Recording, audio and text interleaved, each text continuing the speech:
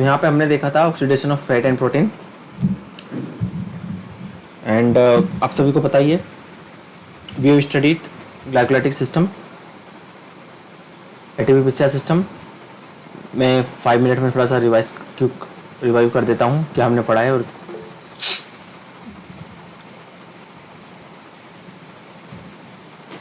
हाँ, recording start कर दी है। Carbohydrate, fat, protein, ATP 3 phosphate adenine ribose से मिलके बनता है। 1 एटीपी से मिलती है 7.3 किलो कैलोरी। एटीपी का सिंथेसिस 3 तरीके से होता है, 4 तरीके से होता है, ये हमने पढ़ा था। Phosphorylation, substrate level phosphorylation, glycolytic system और oxidative phosphorylation. These are the 4 ways through which we can generate ATP. ATP विशिष्ट system, just example 100 metre sprint 10 to 12 second के लिए रिलाय करते हैं हम। ग्लाइकोलाइसिस, हाइड्रोजन का इंपॉर्टेंट रोल प्ले होता है इसमें, है ना। Rate limiting enzymes,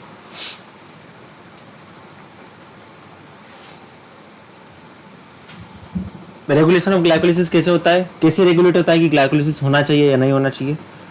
ADP ATP ratio, है ना, कि ग्लाइकोलाइसिस होना चाहिए या नहीं होना चाहिए, उसका जो रोल कैसे है कि भाई एनर्जी की डिमांड है या बॉडी में नहीं है, चेन को आगे बढ़ाना है या नहीं बढ़ाना है, इसकी बायोकेमिस्ट्री आगे बढ़ना चाहिए नहीं बढ़ना चाहिए। तो उसमें रेट लिमिटिंग एंजाइम का इंपॉर्टेंट रोल है। पीएफके, फॉस्फोफ्रक्टोकाइनेस, आपको इसके बारे में मैंने बताया था। Phosphorylase, right. Citric acid cycle में कौन है रेट लिमिटिंग एंजाइम, आइसोसाइटेट डिहाइड्रोजिनेस। और इलेक्ट्रॉन ट्रांसपोर्ट चेन में साइटोक्रोम ऑक्सीडेस, ये रेट लिमिटिंग एंजाइम्स है। ग्लाइकोलाइसिस में पीएफके, सिट्रिक एसिड साइकिल में याद रखना आइसोसाइटेट डिहाइड्रोजिनेस, और इलेक्ट्रॉन ट्रांसपोर्ट चेन में साइटोक्रोम ऑक्सीडेस, ये है rate limiting enzymes. If I ask which of the following are the rate limiting enzymes present in electron transport chain, और ये मैंने सारे ऑप्शन दे दिए, तो आपका आंसर क्या होगा, cytochrome oxidase.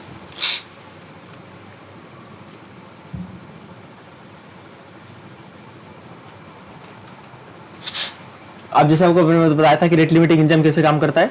ADP IP ratio, देखो रेस्ट के टाइम पे एटीपी एडीपी रेशियो होता है 500:1। जो रेशियो होता है एटीपी और एटीपी का, ये होता है 500:1। 500 एटीपी ओनली 1 एडीपी होता है, क्योंकि सेल्स में एटीपी बना हुआ रहता है। पर जब एक्सरसाइज करते हैं तो ये एटीपी, ये रेशियो कम हो जाता है ना, एटीपी का लेवल कम हो जाता है, इससे स्टिमुलस मिलता है। और क्या क्या है, ये एडिशनल 8 किया है, इसलिए मैं आपको बता रहा हूँ slides. Decrease level of pH, okay, ये सारी चीजें रेगुलेट करती है whether we have to process the chain or not. ADP IP ratio, concentration of ATP,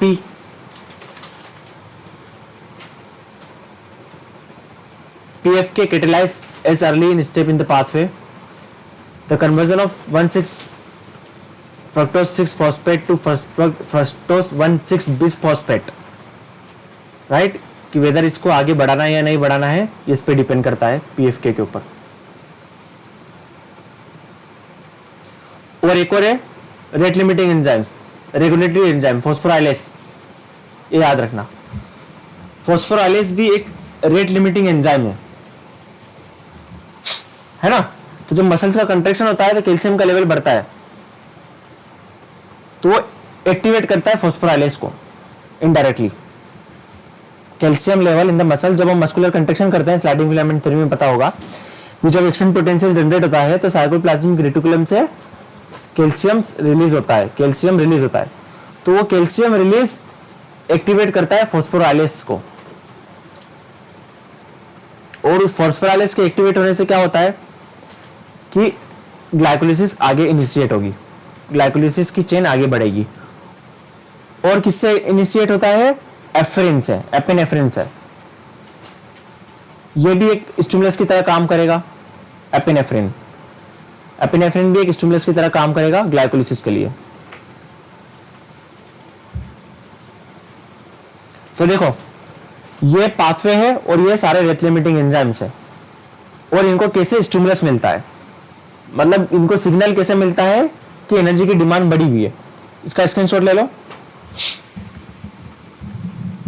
ATP PCR creatine kinase, glycolysis में फोस्फोफ्रुक्टोकाइनेस, सिट्रिक एसिड साइकिल में आइसोसाइट्रेट dehydrogenase. ये stimulus की तरह है। जब हम एक्सरसाइज करते हैं तो ये चेंजेस होते हैं, जिनके वजह से क्या होता है, ये इनिशिएट होते हैं, फैसिलिटेट होते हैं या एक्टिवेट होते हैं, ताकि आगे ग्लाइकोलाइसिस की प्रोसेस हो सके। एडीपी के लेवल का बढ़ना, ठीक है, एडीपी का लेवल, रेशियो, एमपी, कैल्शियम का रिलीज होना, ये सारे, और ये इनहिबिट करते हैं।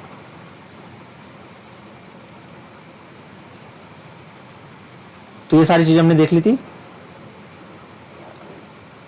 क्रेब्स साइकिल, क्रेब्स साइकिल में क्या होता है, यहां तक का ग्लाइकोलाइसिस होता है, ये है ग्लाइकोलाइसिस का सेकेंड स्टेप।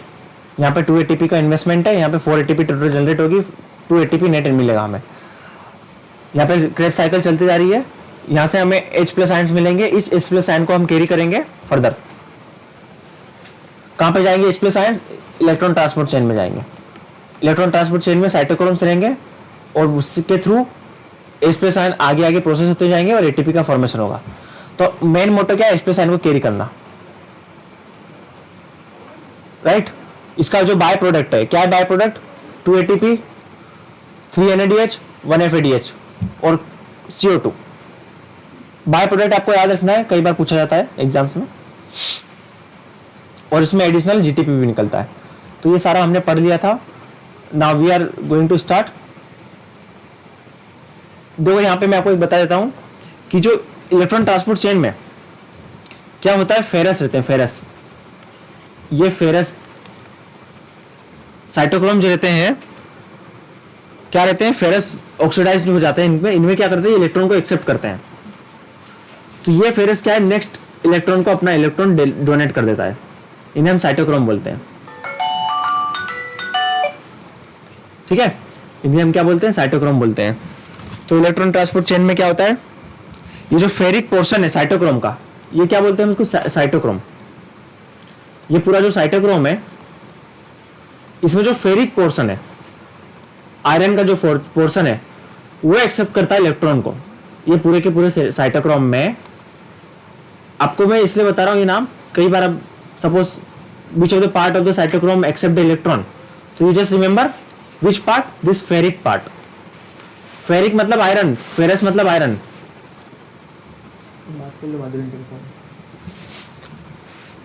ओके, ये एक्सेप्ट करता है, रिड्यूस हो जाता है फेरस फॉर्म में, और ये नेक्स्ट इसको डोनेट करेगा, ये इसको नेक्स्ट साइटोक्रोम को डोनेट करेगा, फेरस वाला पार्ट। तो इसमें किसका रोल है, आपको क्या याद रखना है, साइटोक्रोम में फेरस वाले पोर्शन का रोल है। साइटोक्रोम लिख लीजिए और उसमें लिख लीजिए फेरस, बस इतना याद रखिए आप, इससे आगे आपको जाने की जरूरत नहीं है ना। अब इसमें देखो क्या होता है, अब जब ये पंप होता है, यहाँ पे मैं कुछ आपको और एडिशनल इंफॉर्मेशन बता देता हूँ इलेक्ट्रॉन ट्रांसपोर्ट चेन के बारे में, फिर हम जाएंगे oxidation of fat and carbohydrate के ऊपर। जो इंपॉर्टेंट इंफॉर्मेशन है कुछ, लेट मी चेक इट। यहां पे हमारा देखें अगर हम इलेक्ट्रॉन ट्रांसपोर्ट चेन की एफिशिएंसी, तो 1 एटीपी मॉलिक्यूल कितना कैलोरी देता है? आवाज आ रही है सबको? यस, आवाज आ रही है? Am I audible to all? Yes, anyone let me know. Hello hello hello, Madhu, Jaykant, आवाज आ रही है?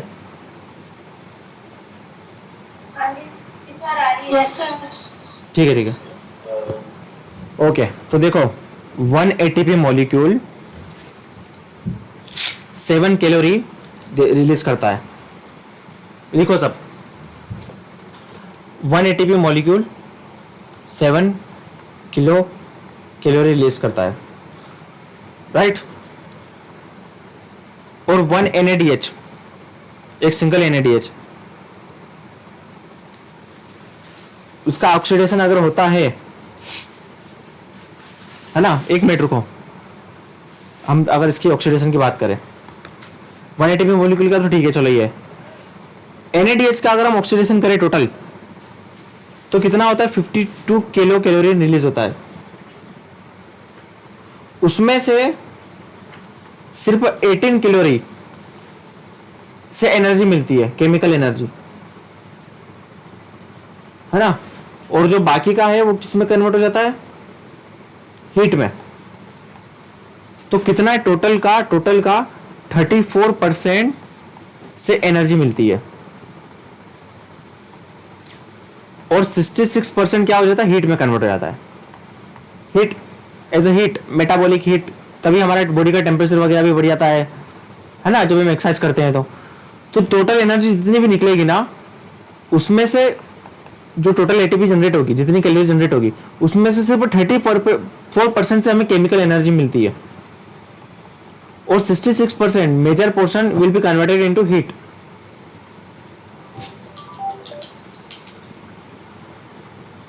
बात क्यों नहीं कर रहे हो, है ना।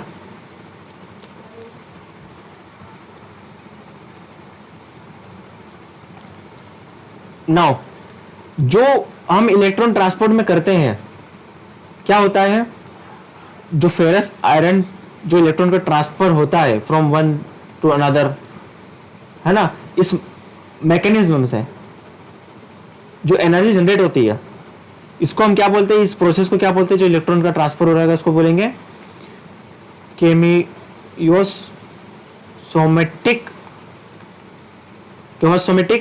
Coupling. Right it down.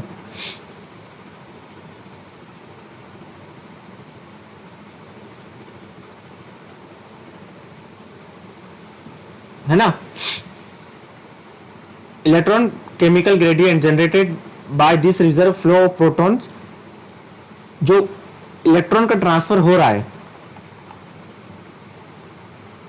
Right, और उससे क्या निकल रही है, एनर्जी निकल रही है।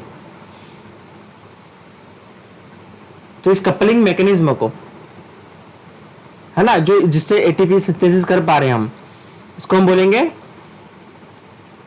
केमियोस्टोमिक कपलिंग, केमियोस्मोटिक कपलिंग। ठीक है, राइट डाउन।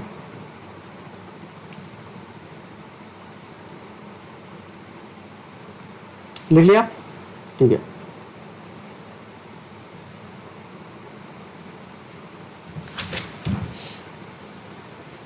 चलो आगे बढ़ते हैं।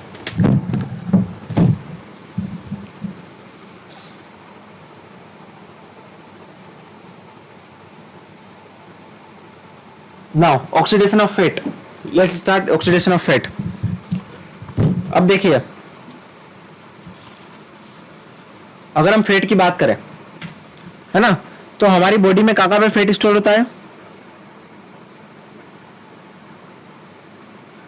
फेट के सोर्सेस क्या है,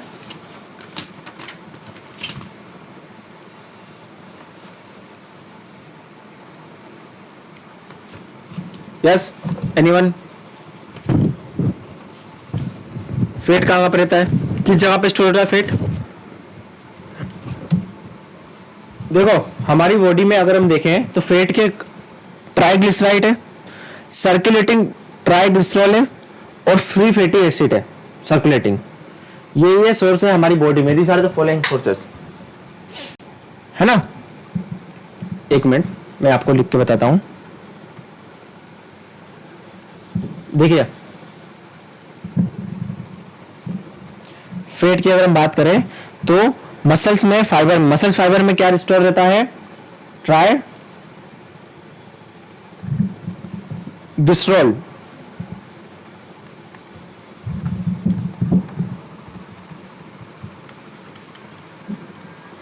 ट्राइग्लिसरॉल रहता है मसल्स में।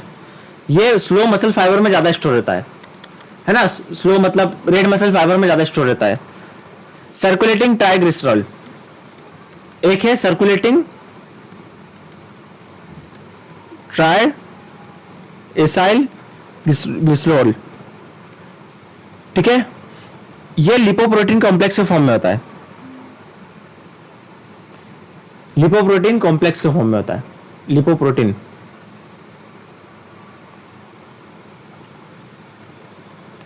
एक है circulating, next circulating free fatty acids,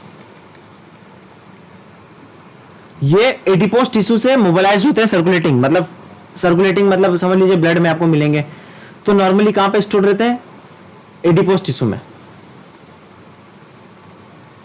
right. अब ये एडिपोज टिश्यू में मतलब कहां पे, हमारी मसल सेल्स में, मसल्स के नीचे जो सेल्स के स्किन के नीचे जो टिश्यूज है, एडिपोज टिश्यू, वहां पे हमारा एडिपोज टिश्यू में फैट स्टोर रहता है। अब इससे मोबाइल हमें लेके जाना है, कहां पर लेके जाना पड़ता है इसे, जहां पे एक्सरसाइजिंग मसल्स है, जो वर्किंग मसल्स है, वहां पे जाता है ये fat, free fatty acid transport होके जाता है मसल्स में। अब इस फैटी एसिड को कौन कैरी करता है from adipose tissue to muscles, yes, इसको कौन कैरी करके ले जाके जाएगा, anyone?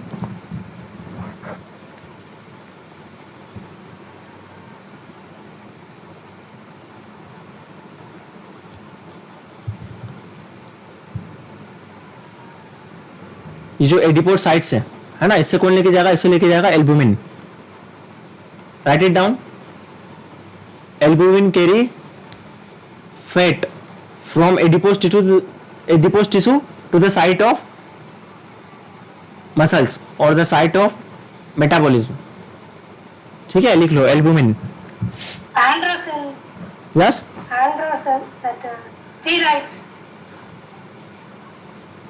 Steroids, we are not talking about steroids, we are just talking about adipose tissue which is the major part of fat in our body, okay. There is two main sources of fat in our body. Triacyl glycerol means adipose tissue, triacyl glycerol, write it down, two main sources through which we get energy, triacyl glycerol मतलब क्या है, adipocytes, adipocytes में जो fat रहता है, adipocytes means are the cells, adipocytes means are the cells where fat stored, and second is intramuscular,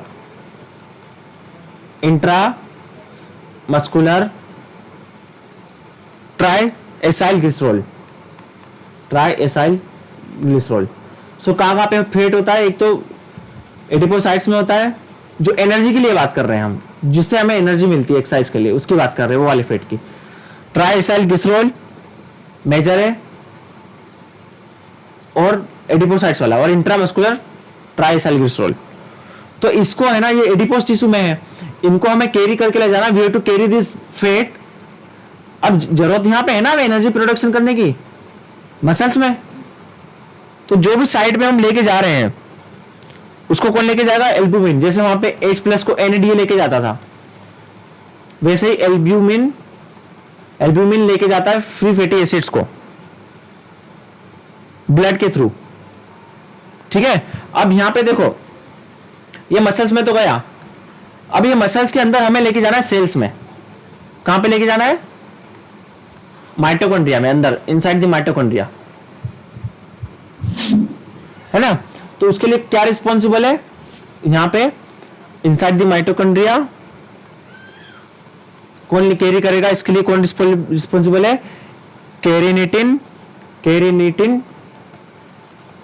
कैरेटिनिन acyl transferase, write it down. आपको बात समझ में आ रही है? जब हम एक्सरसाइज करते हैं, लॉन्ग डिस्टेंस रनिंग कर रहे हैं, है ना, हमारा फेट का रिक्वायरमेंट हो रहा है, अभी हम फेट के ऑक्सीडेशन की बात करेंगे, ये जस्ट बैकग्राउंड देख लो कि कैसे ट्रांसफर होता है। तो एक है एल्ब्यूमिन, जो एडिपोसाइट्स से लेके, जो भी फेट का सोर्स है वहां से लेके मसल तक फेट को लेके आता है एल्ब्यूमिन।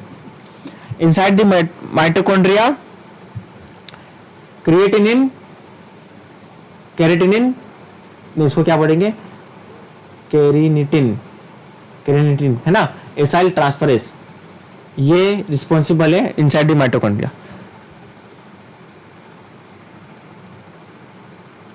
क्लियर है? यहां तक सबको क्लियर है? चलो आगे बढ़ते हैं। Oxidation of fat. नाउ अब जब ये जो हमारा फैट है वो ब्रेकडाउन किसमें होगा?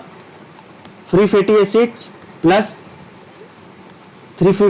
Plus glycerol. After breakdown of fat it convert into free fatty acid and glycerol. अब यहां पे क्या है कि हमें डायरेक्टली एनर्जी मिलती नहीं है। क्या होता है कि ये जो चेन चलते आ रही है, किसकी चेन चल रही है? ये कार्बोहाइड्रेट की। जो पाथवे था, ग्लाइकोलिसिस का पाथवे था, ग्लूकोज और यहां पे आके पायरुवेट और लास्ट में इलेक्ट्रॉन ट्रांसपोर्ट चेन में एंटर करता है। तो क्या होता है, फैट और प्रोटीन का अपना कोई पाथवे नहीं होता। ये क्या करते हैं, इंटरमीडिएट कंपाउंड में कन्वर्ट होते हैं। जो फैट है और प्रोटीन है ये क्या करते हैं, इंटरमीडिएट कंपाउंड। किसका इंटरमीडिएट कंपाउंड? ग्लूकोज का।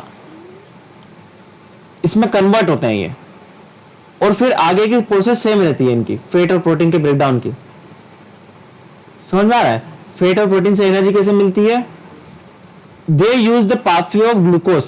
ग्लूकोज का अपना प्रोडक्शन सिस्टम डला हुआ है सपोज, इनकी जरूरत कभी कभी पड़ रही है, तो ये क्या करते हैं, ग्लूकोज के फॉर्म में कन्वर्ट हो जाते हैं किसी भी इंटरमीडिएट कंपाउंड में। आपको मैं बताऊंगा किस किस में कन्वर्ट होते हैं, और आगे की प्रोसेस जो ग्लूकोज की रहती है, Krebs cycle, electron transport chain, बाकी की सेम रहती है।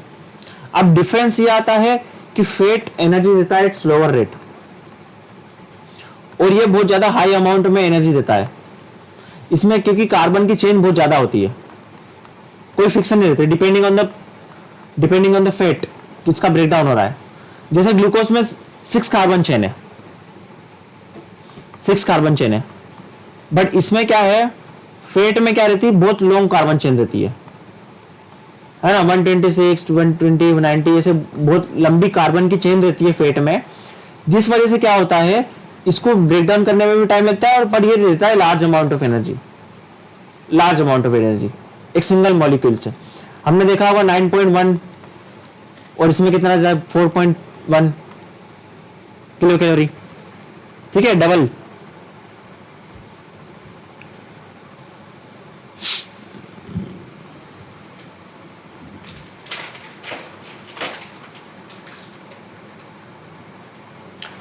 फैट का ब्रेकडाउन में सबसे पहला स्टेप है बीटा ऑक्सीडेशन, राइट। सबसे पहले क्या होगा, सबसे पहले होगा ट्रांसपोर्टेशन। कहां पे होता है, मसल फाइबर में और डिपोज टिश्यूज में ब्लड का, फैट का ट्रांसपोर्ट होता है, जिसमें स्टोर होता है उसको बोलते हैं adipocytes, means the cell which store fat. अब यहां से ट्रांसपोर्ट होके जाएगा साइट में जहां पे इसको एनर्जी देना है ना, फर्स्ट स्टेप। अब ये जो फैट है, ये ट्राइग्लिसराइड है, ये ब्रेकडाउन होगा in the form of free fatty acid, right it down, second step, free fatty acid plus glycerol, right it down, second step.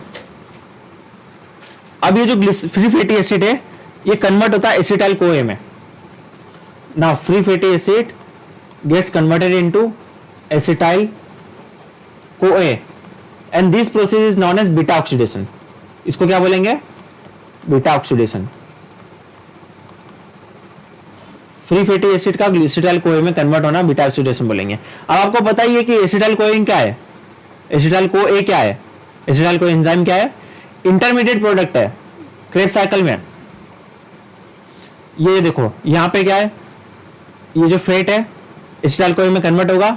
Acetyl CoA क्या है, ग्लूकोज का भी, पायरुवेट का भी एसिटाइल कोए में कन्वर्जन होता है, और आगे की साइकिल चलती है सिट्रिक एसिड साइकिल माइटोकॉन्ड्रिया में। तो सेम चीज फैट का भी यही पाथ फेरेगा, है ना। तो ये क्या है, इंटरमीडिएट प्रोडक्ट है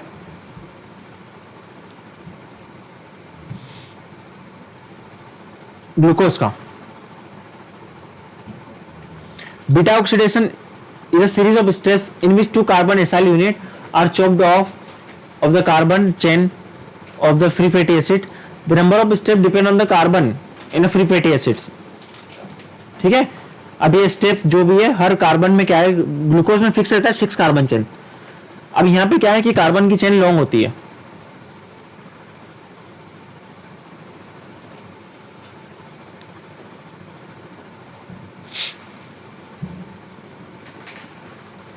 On entering the muscle fiber, free fatty acid must be enzymatically activated with energy from ATP, preparing them for catabolism within the mitochondria. Like glycolysis, beta oxidation require input energy of 2 ATP for activation, but unlike glycolysis, produce no ATP directly.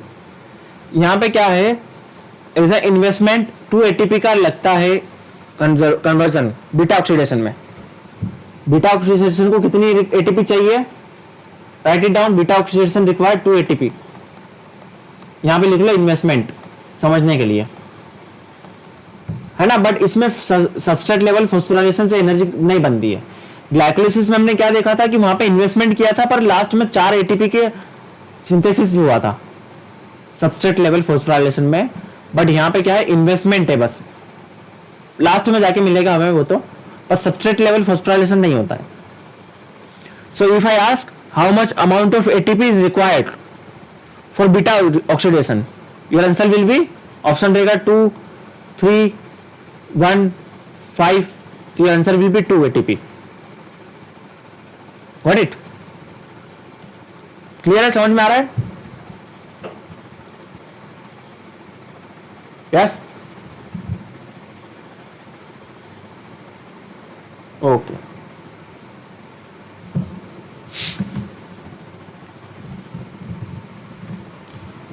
अब beta oxidation के बाद में जो pathway है वही carbohydrate वाला रहेगा, है ना, इसमें कुछ खास नहीं है, वही सेम पाथवे रहेगा जो उसमें रहता है ग्लाइकोलिसिस में।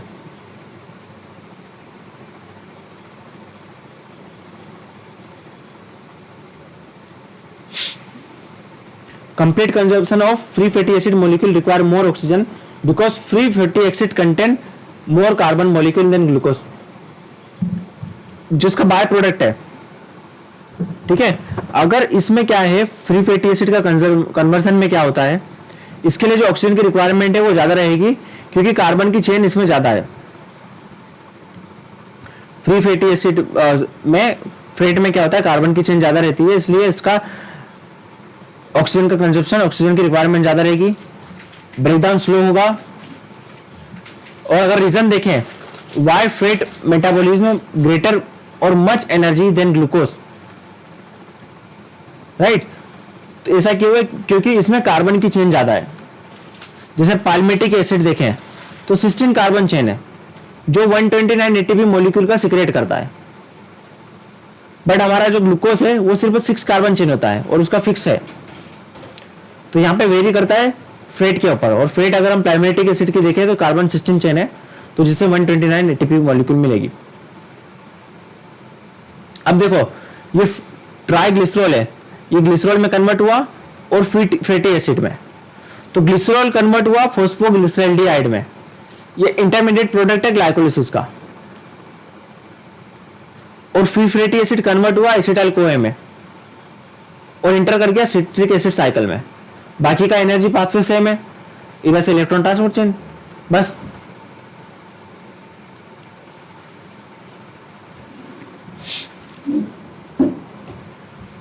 देखिए यहां पे देख सकते हो आप, glycerol, free fatty acids, albumin इसको कैरी करके लेके जाएगा मसल्स की साइड पे, ओके। और फैटी एसिड यहाँ पे एसिटाइल कोए में कन्वर्ट हो जाएगा और सिट्रिक एसिड साइकिल में एटीपी फॉर्मेशन होगा। ग्लिसरॉल क्या करता है, ग्लिसरॉल क्या कर सकता है, ग्लूकोजेनिक है, ये क्या कर सकता है, ग्लूकोज में अपनी जो स्केलेटल है, कार्बन की स्केलेटल है, मतलब क्या है, जो कार्बन की चेन रहती है वो इस्तेमाल हो सकता है ग्लूकोज के फॉर्मेशन के लिए। तो यहाँ पे फ्री फैटी एसिड कन्वर्ट हुआ एसिटाइल कोए में और ग्लिसरॉल की कन्वर्ट हुआ ग्लूकोज में।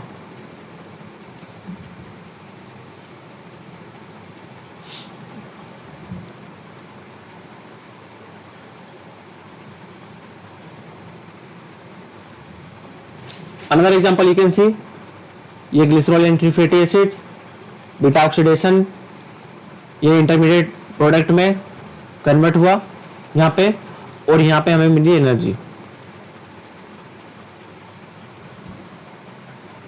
ठीक है, तो ये फेट का ब्रेकडाउन। फेट के ब्रेकडाउन में सिर्फ क्या याद रखना है, एटीपी से इसको कैरी कौन के लेके जाएगा, एल्बुमिन।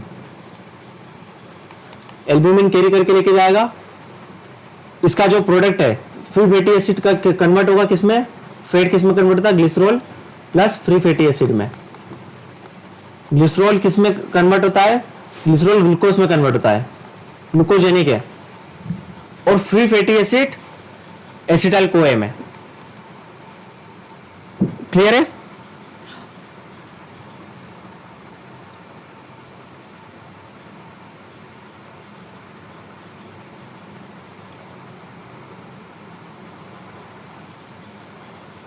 एक मिनट। हाँ,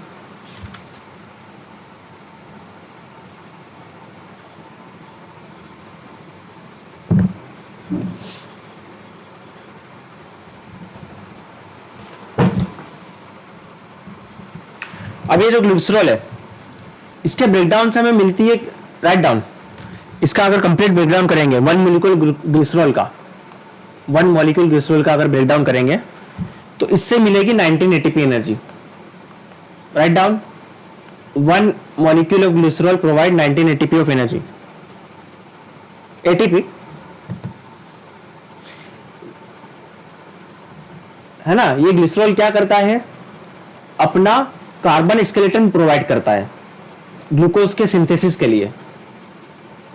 इसके पास कार्बन की चेन होती है, तो ये प्रोवाइड करता है ग्लूकोज के सिंथेसिस के लिए।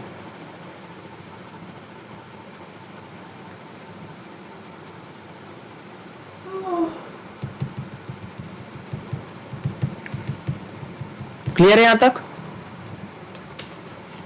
Yes, anyone, any doubt?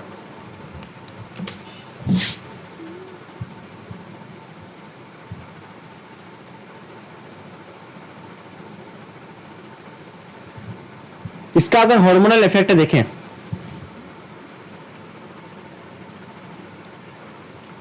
कि हार्मोन से क्या इन्फ्लुएंस होता है, तो epinephrine, non epinephrine, growth hormone, ये सब क्या करते हैं, लाइपेस लिपोलाइसिस की एक्टिविटी को बढ़ा देते हैं। लिपोलाइसिस मतलब क्या होता है, लिपो मतलब फैट, लिपिड, और लाइसिस मतलब ब्रेकडाउन। तो फैट के ब्रेकडाउन के लिए लिपोलाइसिस हार्मोन इंपॉर्टेंट है, फैट के ब्रेकडाउन के लिए। ओके, तो लिपोलाइसिस की एक्टिविटी को कौन बढ़ाता है, किस कंडीशन में बढ़ती है, during exercise. Epinephrine, glucagon, growth hormone, ठीक है, इनके वजह से क्या होता है, एपिनेफ्रिन, ग्रोथ हार्मोन, ग्लूकागोन, इनके वजह से क्या होता है, फैट का ब्रेकडाउन फास्ट होता है। और अगर हम इंसुलिन की बात करें, इंसुलिन की वजह से क्या होता है, लिपोलाइसिस की एक्टिविटी क्या होती है, इनहिबिट होती है, कम होती है। इसलिए क्या करते हैं हम कि शुगर के इंटेक की वजह से क्या होता है, हमारा इंसुलिन का अगर लेवल बढ़ गया ब्लड का, तो हमारी लिपोलाइसिस मतलब फैट का ब्रेकडाउन कम हो जाएगा। इसलिए शुगर का इंटेक कम करना चाहिए ताकि इंसुलिन का लेवल नॉर्मल रहे, मॉडरेट लेवल पर रहे, क्योंकि इंसुलिन क्या करता है, इनहिबिट करता है लिपोलाइसिस को। ओके, लाइपेस, यहां पे सॉरी, लिपोलाइसिस मतलब प्रोसेस है फैट के ब्रेकडाउन की, लाइपेस की एक्टिविटी को स्लो करेगा। लाइपेस ब्रेकडाउन करता है फैट का, ठीक है, तो इंसुलिन क्या करता है, इनहिबिट करता है। उसके अपोजिट में ग्लूकागोन, एपिनेफ्रिन और ग्रोथ हार्मोन फैट के ब्रेकडाउन को इनिशिएट करते हैं।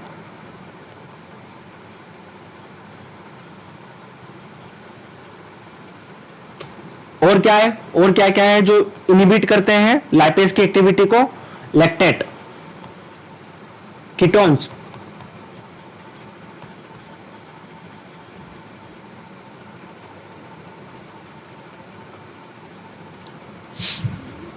क्लियर है फैट के ब्रेकडाउन के बारे में? तो क्या क्या होगा इसमें, सिंपल सा है कि फैट के ब्रेकडाउन में free fatty acid glycerol, free fatty acid convert होगा, किसमें कन्वर्ट होगा free fatty acid, acetyl CoA में, और ग्लिसरॉल किस में कन्वर्ट होगा, ग्लूकोज में, है ना। ग्लिसरॉल क्या करता है, अपना कार्बन स्केलेटन डोनेट करता है फैट के ग्लूकोज के फॉर्मेशन के लिए, और फ्री फैटी एसिड कन्वर्ट हो जाता है इंटरमीडिएट प्रोडक्ट में। वो इंटरमीडिएट प्रोडक्ट क्या है, एसिटाइल को ए, और बाकी का जो प्रोसेस है वो सेम चलता है। 19 एटीपी मिलेगी ग्लिसरॉल के ब्रेकडाउन से। फैट को कौन कैरी करके लाता है, एल्बुमिन। क्लियर है।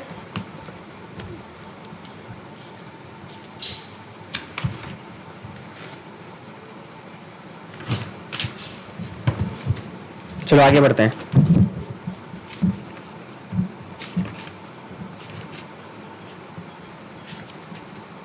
अब बात करते हैं प्रोटीन के ब्रेकडाउन की।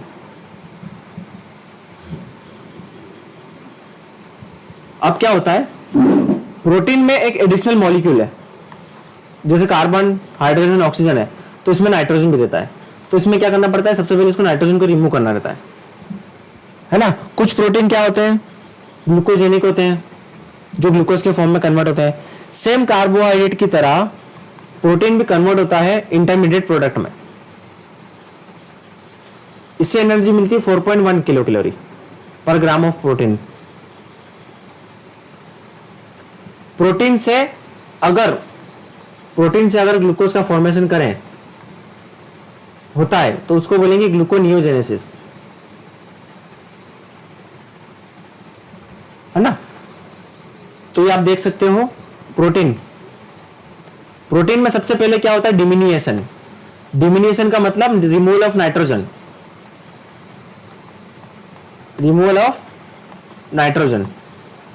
है ना। अब ये कुछ प्रोटीन के अलग अलग है, अमीनो एसिड्स है हमारी बॉडी में। अमीनो एसिड्स 20 टाइप के होते हैं अलग अलग। तो ये कुछ क्या करते हैं, कुछ पायरुवेट में कन्वर्ट होते हैं, थेरोनिन, साइटिन, ग्लाइसिन, और बाकी के कुछ अमीनो एसिड्स है आइसोलेसिन, लूसिन, टायरोसिन, ये एसिटाइल को में कन्वर्ट होते हैं। और कुछ इंटरमीडिएट प्रोडक्ट में, सिट्रिक एसिड साइकिल के इंटरमीडिएट प्रोडक्ट में कन्वर्ट होते हैं ये सारे अमीनो एसिड्स।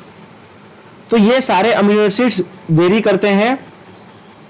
ये याद रखने की जरूरत नहीं किसमें क्या होता है, बस आपको ये याद रखना है कि ये इंटरमीडिएट प्रोडक्ट पायरुवेट में, एसिटाइल कोए में और साइट्रिक एसिड साइकिल में इंटर कर सकते हैं, और बाकी का जो पाथवे है वो ग्लाइकोजेनिक है, सेम ग्लाइकोलिसिस की तरह। इसमें सबसे पहले क्या होता है, जैसे वहां पे बीटा ऑक्सीडेशन था, बीटा ऑक्सीडेशन प्रोसेस था, ट्रांसफर के बाद में यहाँ पे डिमिनिएशन। डिमिनिएशन का मतलब क्या होता है, removal of nitrogen. Write it down, removal of nitrogen. Site of deamination क्या है, कहां पर होता है ये, नाइट्रोजन का रिमूवल लीवर में।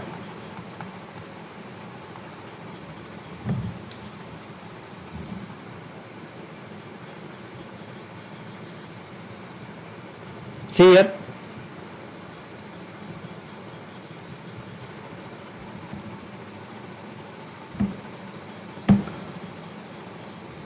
removal of nitrogen, diminution, liver is the main server site of diminution, है ना। और कुछ मसल्स में भी होता है ड्यूरिंग एक्सरसाइज, बट सबसे मेन साइट क्या है। If I ask which of the from which place और which organ the removal of nitrogen takes place, liver, kidney, muscles, तो your answer will be liver. तो डिमिनिएशन मतलब removal of nitrogen, है ना। अब इसमें क्या होता है, सपोज फॉर एग्जांपल, अब नाइट्रोजन रिमूव होने के बाद में क्या होता है, ये कन्वर्ट हो जाता है किसी और फॉर्म में। Citric acid cycle intermediate glutarate accept nitrogen containing amine group NH2 to form a new amino acid glutamate. The muscle cell then use carbon skeleton byproduct of donor amino acid to form ATP. The level of enzymes for transmission increase with exercise training to further facilitate protein use as an energy substrate. Some amino acids are glucogenic. Glucogenic मतलब glucose के इसमें convert होते हैं। यहाँ पे हमने कुछ देखा था कि कुछ कार्बन स्केलेटल को डोनेट करते हैं एटीपी के फॉर्मेशन के लिए। देखो कार्बन की स्केलेटल अपन अगर हम देखें, मैं एक बार कार्बन स्केलेटल बोलते जा रहा हूं, तो देखो यहाँ पे कार्बन, हाइड्रोजन, ऑक्सीजन है। प्रोटीन में भी कार्बन, हाइड्रोजन, ऑक्सीजन और नाइट्रोजन है। अब ये रिमूव हो गया तो ये सिमिलर कंपाउंड है, तो इससे जैसे ग्लूकोज बनता है, तो अगर ये रिमूव कर दिया तो इसका जो कार्बन स्केलेटन है ये हम इस्तेमाल कर सकते हैं ग्लूकोज के फॉर्मेशन के लिए, ये इस्तेमाल कर सकते हैं एटीपी के फॉर्मेशन के लिए। हमें रिमूव करना है नाइट्रोजन को, तो ये डिमिनेशन से प्रोसेस है, तो ये रिमूव हो गया है। अब ये अलग अलग जगह पे जा सकता है depending on the type of amino acids. कुछ एटीपी सिंथेसिस के लिए हो सकता है, सपोज फॉर एग्जांपल यहाँ पे हमने देखा था, है ना, कुछ ग्लूकोजेनिक होता है। ग्लूकोजेनिक मतलब जब वो ब्रेकडाउन होंगे, नाइट्रोजन का रिमूव होगा तो वो पायरुवेट में कन्वर्ट हो सकते हैं, ऑक्सो एसिटेट में कन्वर्ट हो सकते हैं, माल्टेट में। ये क्या है, उसके थ्रू क्या हो सकता है, ग्लूकोज सिंथेसिस हो सकता है या फिर ग्लूकोज का फॉर्मेशन हो सकता है, वो एक ही बात है ना। तो some amino acids can be glucogenic. For example alanine, एक एग्जांपल देखिए एलिनिन का, जब वो नाइट्रोजन रिमूव करेगा, है ना, और डबल बॉन्ड गेन हो जाता है उसमें नाइट्रोजन के रिमूव के बाद में, तो glycogenic role of amino acids provides an important component of nitrogen containing amine group other solid produce from protein breakdown. This waste product leave the body dissolve obligatory fluid urine for reason excessive protein intake increase the body water retention और neat. तो क्या होता है, alanine group यहां पे हम देख सकते हैं एलिनिन का, ये रहा,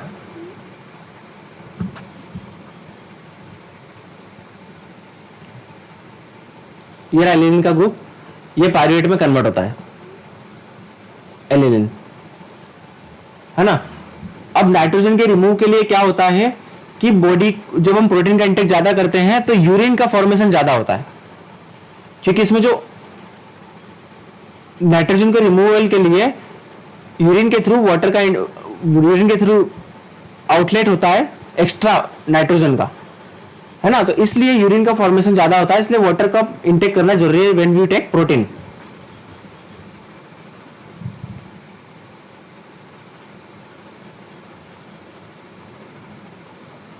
तो ये था प्रोटीन के बारे में, प्रोटीन के ब्रेकडाउन के बारे में। देखो अब इसमें क्या है, इतना ज्यादा कुछ है नहीं, इसके आगे हम देखेंगे तो बायोकेमिस्ट्री रहेगी एज पर एग्जाम। आपको क्या याद रखना है, प्रोटीन का और फैट का ब्रेकडाउन।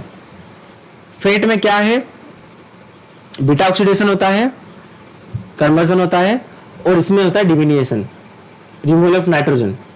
ये अलग अलग ग्लूकोजेनिक साइट पे होता है ना।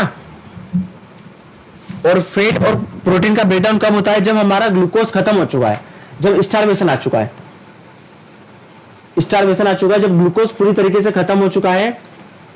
तो क्या होता है, ग्लूकोज अगर पूरी तरीके से खत्म हो गया तो जबरन प्रोटीन का इस्तेमाल करना पड़ता है बॉडी को, क्योंकि फैट के लिए ना ब्रेन है ना, ब्रेन सिर्फ रिलाय करता है ग्लूकोज पे, जो ब्रेन है वो इसी पर रिलाय करता है ग्लूकोज पे,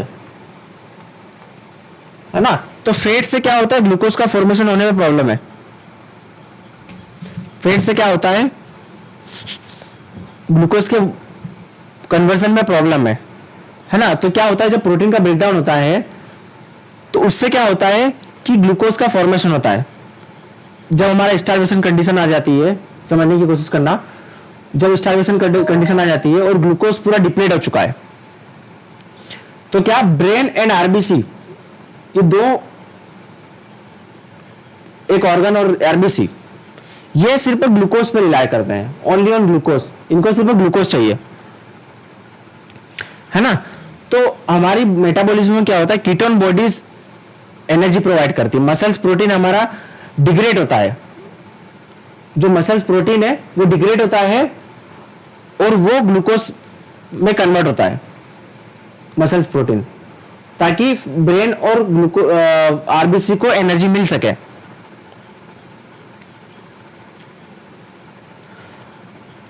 अब फैट तो यहां पे हमारी बॉडी में बहुत सारा है, तो फैट को क्यों नहीं कन्वर्ट कर सकते हैं, है ना। फैट को क्यों नहीं कन्वर्ट कर सकते हैं, क्योंकि fat can not convert, fat reversible नहीं है, फैट वापस से मतलब इसमें कन्वर्ट नहीं हो सकता, पायरुवेट से एसिटाइल कोई में, इट्स इरिवर्सिबल। ये एसिटाइल कोई में कन्वर्ट हो सकता है, पर एसिटाइल कोई से डायरेक्टली वापस पायरुवेट में नहीं जा सकता है। अभी आपको मैंने क्या बताया कि प्रोटीन की जरूरत कब पड़ेगी? प्रोटीन की जरूरत तभी पड़ेगी जब हमारा ग्लूकोज पूरी तरीके से खत्म हो जाए, 100% हमारा ग्लूकोज पूरा खत्म हो जाए, स्टारवेशन कंडीशन में जाए और उसके बाद भी हम कुछ खाने पीने का इंटेक ना करें। अब ब्रेन और आरबीसी को तो सिर्फ ग्लूकोज चाहिए, तो ग्लूकोज का फुलफिल कैसे होगा? मसल्स प्रोटीन का ब्रेकडाउन होके, है ना। और फैट का ब्रेकडाउन क्यों नहीं होता? क्योंकि फैट एसिटाइल कोएन में कन्वर्ट होता है, और जो एसिटाइल कोएन एक बार कन्वर्ट हो जाता है, फैट एसिटाइल कोएन में कन्वर्ट हो गया, तो इससे वापस ग्लूकोज बनता नहीं है ना। तो ये इरिवर्सिबल है, ठीक है।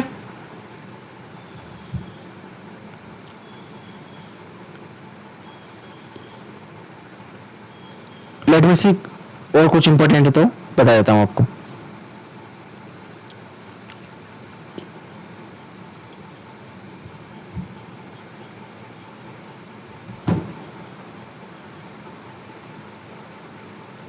लिपोजेनेसिस कहां पे होता है? अब क्या होता है, जब एनर्जी हमने ज्यादा ग्लूकोज का इंटेक कर लिया, है ना, ग्लूकोज इंटेक कर लिया बहुत ज्यादा, इतनी रिक्वायरमेंट नहीं है, तो क्या होगा? अनयूज्ड ग्लूकोज किस में कन्वर्ट हो जाएगा? ट्राइएसाइल ग्लिसरॉल में। मतलब इसको क्या बोलेंगे हम? लिपोजेनेसिस। लिपोजेनेसिस साइट का है, कहां पे होता है ये lipogenesis? Cytoplasm of liver cell. Lipogenesis कहां पे होता है? जब हमने क्या किया, एनर्जी का इंटेक करते गए, कार्बोहाइड्रेट का इंटेक करते गए। फैट सिर्फ वो फैट खाने से नहीं बढ़ता है, याद रखना, फैट सिर्फ वो फैट खाने से नहीं बढ़ता है। अगर हमने ग्लूकोज का इंटेक करते गए रिक्वायरमेंट से ज्यादा, तो वो भी फैट में कन्वर्ट हो जाता है, तो उसे हम बोलते हैं लिपोजेनेसिस, मतलब फैट का फॉर्मेशन। तो इसकी साइट कहां है, कहां पे होता है ये lipogenesis? Cytoplasm of liver. Cytoplasm of liver, वहां पे होता है लीवर में lipogenesis. When the muscles and liver glycogen store fill, pancreas release insulin, जिसके वजह से क्या होता है? एडिपोसाइट्स में ग्लूकोज का इंटेक 30 टाइम्स बढ़ जाता है ना। फैट का स्टोरेज 30 टाइम्स बढ़ जाता है जब इंसुलिन का लेवल बहुत ज्यादा बढ़ जाता है, तो इंसुलिन का लेवल बढ़ने से, और ये स्टोर हो जाता है एज ए फैट की तरह। तो इंसुलिन हमारे लिए खतरनाक है, मतलब जितना ब्लड लेवल में, नॉर्मल लेवल में इंसुलिन जितना ज्यादा रहेगा, उतना ज्यादा हमारा फैट का फॉर्मेशन होगा। इसलिए मीठा खाने से क्या होता है, ज्यादा स्वीट खाने से क्या होता है कि फैट का तो ब्रेकडाउन तो दूर की बात है, हम उसका स्टोरेज को इनिशिएट करते हैं।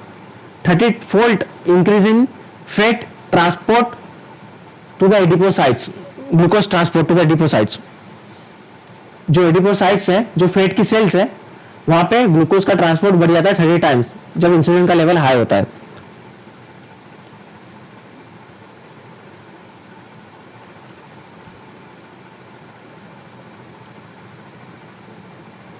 क्लियर है?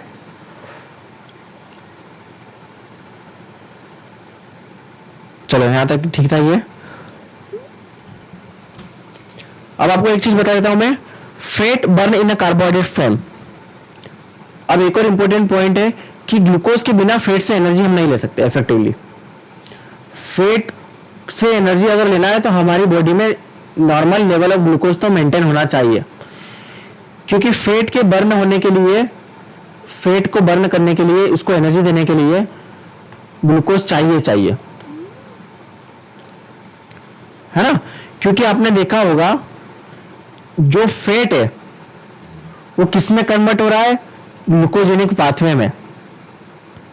फैट का अपना कोई प्रोडक्शन हाउस नहीं है, वो ग्लूकोज से अपना उधार ले रहा है, समझ लीजिए, पाथवे। तो फैट की ब्रेकडाउन के लिए, क्योंकि इसमें ऑक्सोएसिलेट, उधर जो भी इंटरमीडिएट प्रोडक्ट होते हैं ग्लूकोज के, ये उधर इंटरमीडिएट प्रोडक्ट होते हैं, है ना, जिसमें कन्वर्ट होता है फैट। और भी कई अलग अलग टाइप की फैट है, ये एसिटाइल कोएन में कन्वर्ट होता है। तो ये इसके लिए क्या चाहिए हमारे पास, हमारी बॉडी में क्या चाहिए? फैट चाहिए। Pyruvate formed during glucose metabolism play important role in maintaining proper level of oxo acetate. अगर पायरुवेट कम हो गया तो सिट्रिक साइकिल कम हो जाएगी, ठीक है, और ये प्रोसेस क्या हो जाएगी, प्रोसेस नहीं चलेगी तो फेट इसमें अगर क्या बोल सकते हैं हम, फेट का ब्रेकडाउन नहीं कर सकते। तो फेट के लिए, फेट अल्टीमेटली यही कंक्लूजन है कि फेट के ब्रेकडाउन के लिए क्या चाहिए, ग्लूकोज। तो ये था फेट का ऑक्सीडेशन और प्रोटीन का ऑक्सीडेशन।